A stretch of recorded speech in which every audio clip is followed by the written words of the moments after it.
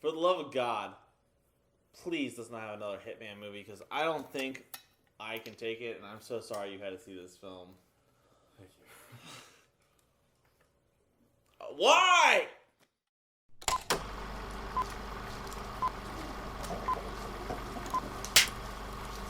So in a reboot that nobody asked for, we have Hitman Agent 47. And in this version of the film, he goes on the most generic video game mission yet of finding somebody and then leading them somewhere and taking out as many bad guys that he can during the duration of this film. This movie is just abysmal. Okay? There's just plot holes galore, terrible CGI, and just the worst possible scenarios and acting and dialogue imaginable in this film. Hey, at least the set locations were good. But you had to imagine them killing somebody in like the worst ways possible. Like, what was it? The person got sucked up to an air turbine at one point? But yeah, no, let's talk about that because to get there, we have to like figure out why the hell we're there in the first place because all of a sudden they're randomly in this warehouse and they're having like a training how to be an assassin segment and that lasts all of about what, like 10 seconds? Yeah. And then how about when they have the shootout that he doesn't have his guns because she likes taking things apart and takes apart the guns during the middle of the night? There's just reasons like that. It's just terrible writing. Like, why would you do such cliche things in scenarios that make no sense? And then what is this? So she's supposed to have like supersonic hearing, right, or something like that? That's the biggest freaking plot hole. The chick that we're talking about is the main girl in this film. And she has the ability to, like, foresee a few seconds in the future. Yeah, it's like survival instincts. And that happens throughout the whole film. So, randomly, it just stops working because they get jumped all of a sudden, but she didn't foresee that They're on coming. this, like, walkway that's, like, half a mile long, and they can't see the people coming in front of them. It's just terrible writing. You don't give a character that can foresee the future and then have she didn't see that coming. And then she's supposed to be, like, what is it? It was like 40-something times better than him or something. Oh, and yeah. And then she cannot kick as much ass as him, like, the entire time. Yeah. And like, then the superior version of the agents is Zachary Quinto's character, and I don't even know where to go with him because he's just so stereotypical bad guy. Robotic. And he's like a robot in this film. His blood's metal or something like that. Yeah, because like you see him get blasted, and then it's like, oh, all right. And then he comes right back, and the excuse is like, I'm superior skin. This armor.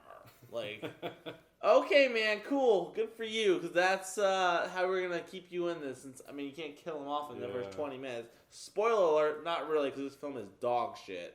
Yep. I feel bad for the dad's, like, the most sympathetic character, though.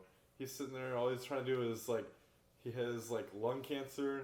He's trying to, like, just deal with that and, like, his asthma, and then, like, just plant orchids. And then everyone's just trying to kill him when he's not doing anything. It's just... This film is only, like, an hour and 30 minutes long, and I just couldn't wait for the credits. It could have been... And it ends on such a cheesy-ass moment, and, like... leading up to, like, hey, we want to make a sequel. Please see our film so we can have another one. Plot holes galore in this film. We're, like, sitting there watching, like, where did he get this, like, souped-up sports car from? So Rupert Friend, he does what he can with the role, and it's just, like, I feel bad because this is his first time being, like, a leading man in a movie. He held his own on Homeland. He's excellent in that as, like, an agent badass. Wow, he's really spreading his wings, though, for this role.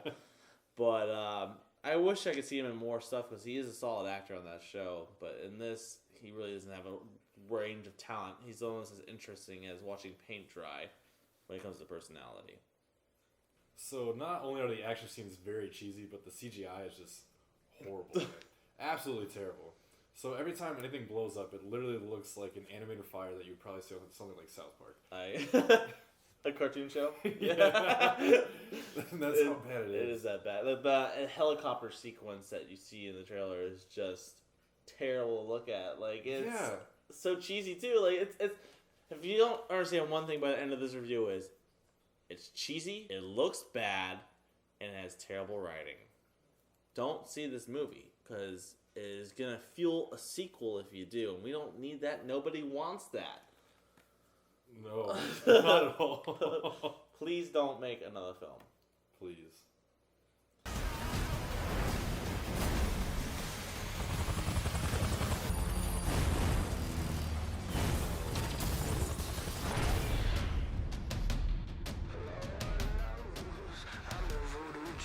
So, before anything, it's safe to say that we both think this film is just a piece of shit. And that this film has plot holes the size of an elephant can fit through, has some of the worst written dialogue I've seen on screen this year, and action and CGI that just is laughably bad. And for that reason, I'm giving Hitman Agent 47 2 out of 10 reels. Yeah, I'm right there with you. It's so hard to watch this movie. Like, I found myself just falling asleep during most of it, like or just trying not to fall asleep. And I honestly just could not wait for it to end. And yeah, I'm right there with you. 2 reels out of 10. Don't give them any more of your money. And this has been our review of Hitman Agent 47. If you like what you see, hit the subscribe button down. This is The Real Report. Thanks for watching, guys.